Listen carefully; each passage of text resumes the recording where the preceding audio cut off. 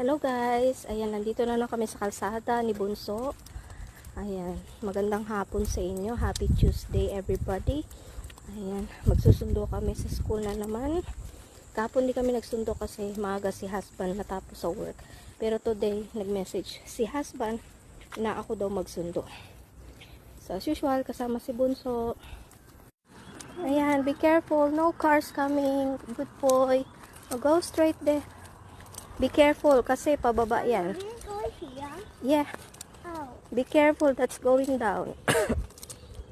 Good job, slowly. Far away. Yes. Oh. Mommy, take your video. Stop there. Okay, keep. Good job.